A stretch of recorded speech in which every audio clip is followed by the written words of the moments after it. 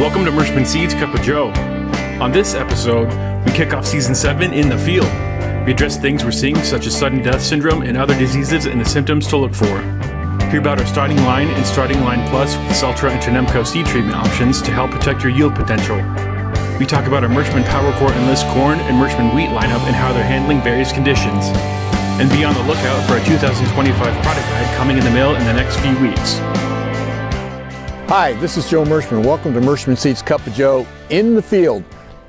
You know, that's why they call us your friend in the field. Today, we're going to talk about things that are going on right now, and we're going to let Lynn lead the discussion today.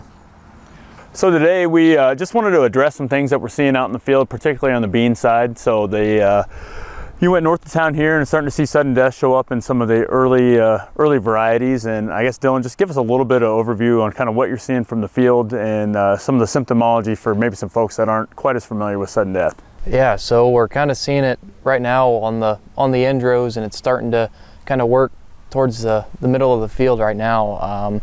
But you can see it even just driving by on the road now. You're starting to see all these brown pockets in the field, but when you actually get into the field, the like in between the veins on the leaf, everything will be brown, yellow.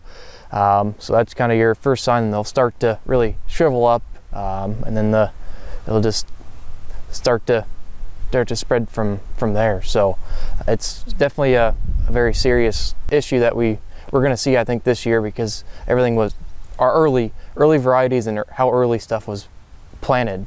Just kind of the weather we've had, it's really starting to gear up and push towards we're going to have those problems. Yeah. Yep. So that, to your point, that particular Fusarium virguliforme affects the plant really early in the growing season. So now we're kind of seeing the repercussions of that inoculation. But Ben, from your perspective, there is some other things that potentially could look like sudden death when we're out there. I guess what are some other diseases that we potentially have to kind of rule out before we get to the sudden death side of stuff? Yeah, in the field that he was talking about, we sent plants off to make sure that this is the disease that we're for sure looking at. But brown stem rot is definitely one of them. So you got to take the plant and cut the plant open and make sure that the inner pith of that plant is not brown. Stem canker can be another one that can cause similar looking intervenal chlorosis that Dylan was describing. And we have sudden death, and the new kid on the block is red crown rot. And I haven't confirmed any red crown rot here within a 10-15 county area from scouting beans, but that would be little red pustules on the base of the plant. When you are seeing the intervenal chlorosis that looks like sudden death, you can pretty easily identify that one because you can scrape your finger against the bottom of these red pustules and it look like a little bit of blood sitting on your hand. So we're not seeing what I would consider stem canker symptoms. We're not seeing the brown stem rot inner pith. We're not seeing the red pustules at the bottom of the plant. Pretty sure what we're looking at is sudden death. Iowa State will confirm that here shortly. The only fields that we are seeing this in are fields that are planted prior to April 15th. We're only seeing them on varieties that have scores that are average to slightly above average. So, you know, we have 3 products in the book that, right there on the one of the description lines, it says with fields with heavy sudden death pressure, you know, use Saltro. And the Lincolns is one of those, the Trumans is another, and the Austins is our third.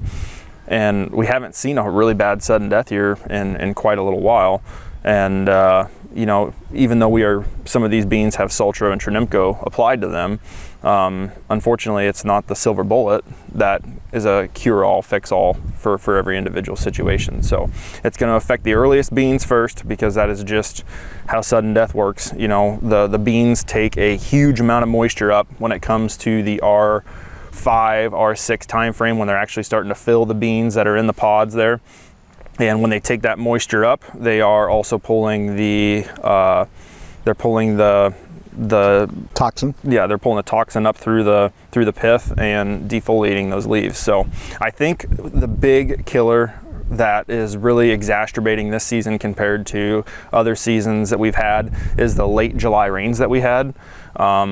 With the amount of like 2.5 to 3 inches of rain that we caught over a 1.5 week period. How it works is when the soil and the water are fighting each other on tension. So there's a constant tension between the soil colloids and how tightly they bind to the water. And when we have free flowing water, when we're above field saturation points, that soybean will actually luxury consume water into the plant. And when it luxury consumes water, there's no tension between the root, the soil colloid, and the water. It'll actually pull more water in than what it needs. And when that happens, it allows for that toxin to come in through the plant much more rapidly. So probably the worst thing that those fields could have had was that extra rain. If we would have had 2 tenths, 3 tenths, 4 tenths, and we would have had them timed out more appropriately, we wouldn't see the disease showing up the way that it's showing up right now. And the later it hits your plants, the less damage it will do. Correct. As far as yield goes. So again, if you get into that R6, which is when the beans touch each other in the pod, that's R6, you're almost to the finish line. Right. Right, and I think that we will see pockets show up. I made a trip over to Eastern Illinois, and there's pockets in fields all the way across. So it's definitely not just us. I think the Saltro and Trunemco are doing their job. I think we would see a lot more problems. We have seen worse problems in fields that are starting line only. Seed treatment applied. So the Saltro and Trunemco are doing their job to the best of their ability, but unfortunately it's not a silver bullet. That's the bad news. But the good news is, you know, if you have a breeding program, when you get sudden death like this, you basically clean house. I mean, you can eliminate a bunch of your material that shows susceptibility, so we're not advancing that. And so, you know, there's an old saying that something good always comes out of something bad. So this will help in the future products that are coming from our breeding program to make sure that they're even stronger than what they've ever been. You're absolutely correct. And if we were 15 feet, 30 feet that direction, sitting here in the plot, there's a 3.0 experimental that may be taking the place of the Lincoln in the future. So we're always looking for better products. We're always paying attention to the scores. The Lincoln has been a phenomenal bean for the past 3 years. It's not something that I would shy away from, but it's something as a grower I would be paying attention to which acres have had SDS in the past and being pretty mindful when you place that bean. Yeah, and the other thing too is, if it's really, really early, make sure you plant your very, very best sudden death product, and the ones that are high yielders but maybe only have average tolerance, plant them when soil conditions are warmer and going warmer, because the infection occurs basically as that soybean's coming out of the ground. Correct. And then it shows up now. Correct. So you can manage some things with seed treatments and with planting date and soil conditions, but stuff that was planted in early April around here, it sat and sat and sat before it came out of the ground, and that's not a good thing when it comes to sudden death. And fungicides all have a certain amount of residual as well, so that fungicide being on the plant may only have a 30-day residual period. If the bean's sitting in the ground for 30+ days, as we've seen beans do when they're early planted like that, you may lose some of the effectiveness when that fusarium species is starting the infection process too. So, and you factor in the waterlogged soils we had early as well, that with some of this seed treatment, we're only as effective as it being there. And in certain companies, if you have a little bit more of a water-based seed treatment, the more moisture you get early, the more that's basically going to flush itself out, and then you lose all potential for systemic activity if you're not getting any development. Lynn, you bring up a great point, because that's not the time to skimp on your rates on your seed treatment. And we use robust rates, which basically instead of giving you 7 days or 14 days protection, we can push all the way out, like Ben says, up to almost 30 days.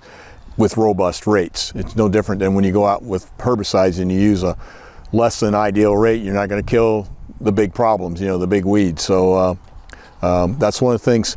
Does add a little bit of cost, but that's a small cost to add when you're trying to protect this crop. All right, Dylan, so you're back on the spotlight now. You've done a little bit of scouting on the corn end. What's some of the highlights that you're seeing in the different corn hybrids that we have going on in the countryside, and what's some notes that you're seeing from your travels?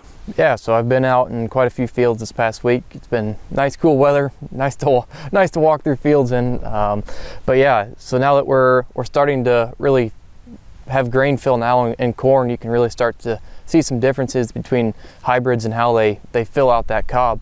So then like looking at our 2408, our 108 day, that's going to be kind of a longer ear compared to maybe our 111 that's next up in line in the maturity. So that's something to kind of keep in mind, is as you're walking fields, don't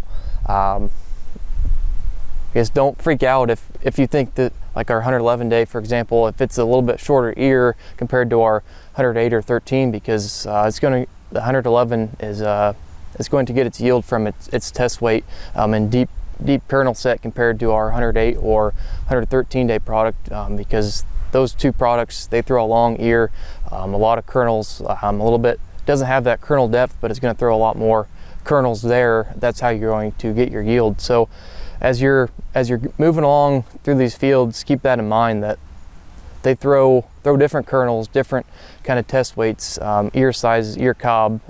So just, that's pretty big when it comes to yield. Don't freak out on anything. It's all gonna show up at the end. So don't judge a book by its cover, right? That's what right. about the 112 day? I know you brought some in here, and we got a couple fields. So we just had a little bit of that seed out this year. So we got in real world testing, you might say. And I know every time you come in with some of those years, you're smiling. Yeah, that product is really going to shine this fall, I think. It's really exciting. It throws a big girthy, kind of like a boxy style ear. It's going to throw those kernels all the way to the top and really fill out that cob. You kind of see in some hybrids that it tips out towards the end, but this 112 day product, it's crazy what it shows, and the plant health so far has been phenomenal. Really on all of our products, they're all staying green, very little disease on anything. Any hybrid I've been in, it's holding back disease. I mean, we have some spots here and there, but that's pretty common in any hybrid, any company. So it's really exciting products right now. I've always heard that cob has got to be longer. If not, the kernels will fall off. That's what I always heard. Hey, we're not even to the joke period yet. What disease are you seeing starting to show up? Yeah, so I'm starting to see definitely more rust. Common rust, I would say, is the biggest thing I'm seeing right now.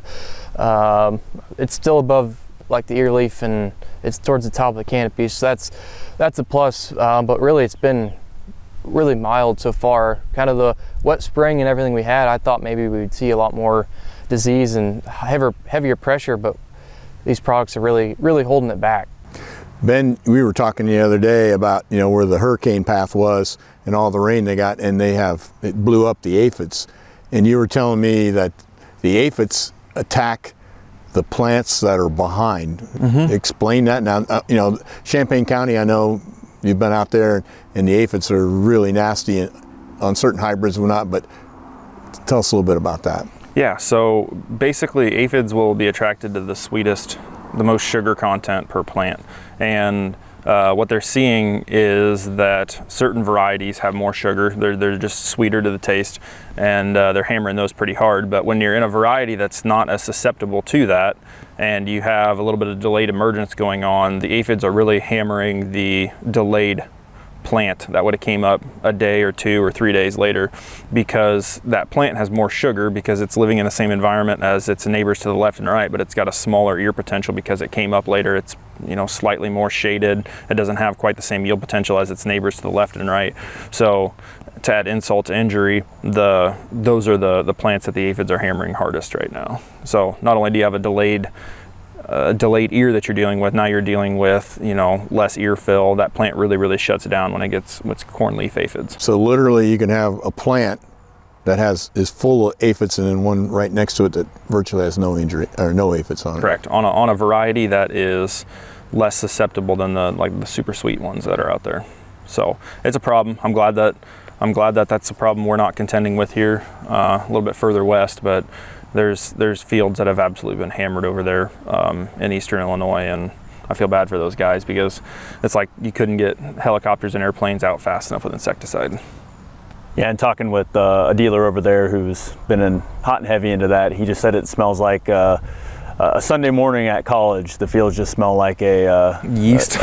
It's got a stale beer smell to it. And he goes, you don't even have to cross the field. You could smell it before you enter it. So that's not a fun feeling to be walking around. Maybe some PTSD for some folks if they enjoyed themselves in college. But luckily for most of our growing area, though, we have not seen too big a problem short of those pockets. And then in particular, we actually have heard some anecdotal evidence that our PowerCore varieties are handling aphids much differently than some of the other competitors in the marketplace. Well, we always like to talk about wheat too, you know. And this week, Ben and I were on a conference call, Zoom call with Iowa State University, and we were just basically trading information about double crop wheat and relay cropping on wheat. And one of the things that we picked up is if you're going to relay crop. Now, if you're not familiar with relay crop, that's where you would plant your wheat maybe in a 15-inch row, 15-inch planter, and then as early as you can get in the spring, split it and plant it in between. However, you want to make sure you choose one of our tallest varieties so the wheat doesn't get close to the head, so when you cut the wheat off, you're not cutting the top of the soybeans off. But they also recommended east-west, so you get the sunlight, like we're facing north, so you get that sunlight to shine on in between the rows the whole day. And that was some of the things that we picked up. What else, Ben? Do you think of anything else on relay cropping? But the indication is that just as soon as you can get that planter in, you should plant your relay cropping. And yield-wise, Iowa State's saying there's not that much yield reduction when you relay crop. Yeah, when you look at a total input and what you're getting out of the crop, the yield that you would lose on the soybeans or the yield you would lose on the wheat actually is washed out, because there's benefit to having two crops growing and harvesting two different grain crops. So it's something that's interesting. It's something that we're going to definitely be keeping a closer eye on. I think that it's for the high management style of grower. It's not for the guy that just wants to slap something out there and harvest it when it's ready to harvest, because with everything, when you add complexity, there's different timing issues, there's different equipment issues. You know, you're not going to want to go out there with big fat floats on your combine. You're going to want something that has narrower duals. You're not going to want tracks. We need to be harvesting the soybeans at an angle or harvesting the wheat at an angle, so you're not running down one consistent row. So you just got to have the right equipment set up. But there are guys that are out there. There are guys that are extremely successful with the relay crop, and I think we're going to see more and more of it. A point to mention, our Millie 8, or one of our ultra early lines, is like 4 to 6 inches taller than some of our other ultra early lines that we have. So that would be a good one to definitely pick. And they were kind of picking our brain from the earliness standpoint. Yep. So if they could be harvesting June 20th instead of July 4th, 5th, 6th, 7th, those beans are in a lot smaller state. They have a lot more time to recover. They have a lot more time to get back to canopy from smashing them down. And some of this is being funded by the Iowa Farmers Checkoff, and the Iowa Soybean Association is actually looking for some farmers that are interested in doing this because they basically want to get in contact with them and do some real world testing. So if that happens, we can forward you to the Iowa Soybean Association if you're in Iowa. Yeah, it's going to be definitely a popular idea as we get into this regenerative realm even more. You know, you got the constant roots going on with the relay crop, and it could bode well for folks into that space, and also you know, looking at a different differentiation from a revenue source as we're looking into a little bit tighter commodity prices. Right.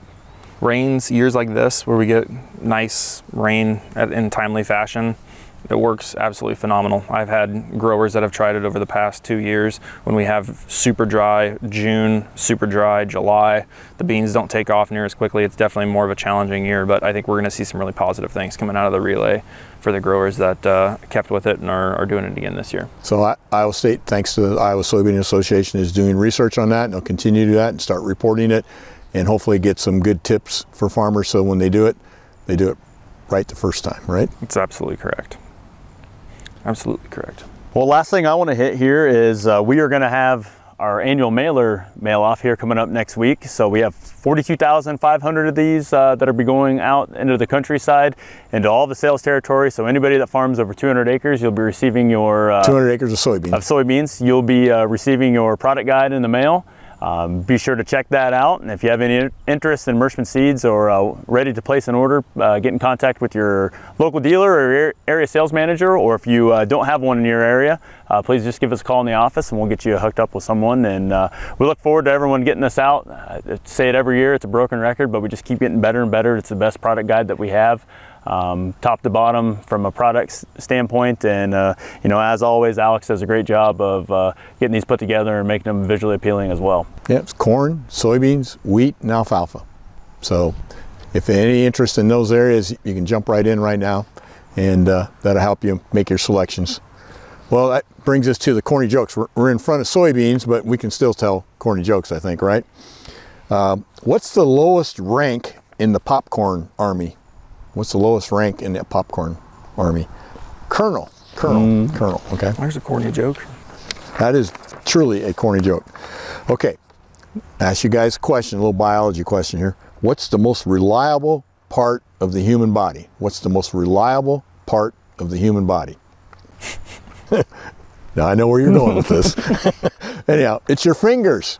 You can always count on them. You can always count on them, right? Okay. Now this one here is just, you know, you have always have safety things, you know, you want to like to pass along. You know, when it's hot in the summertime, you shouldn't put a fan on its back. Do you know why? It might blow up. It might blow up. Yep.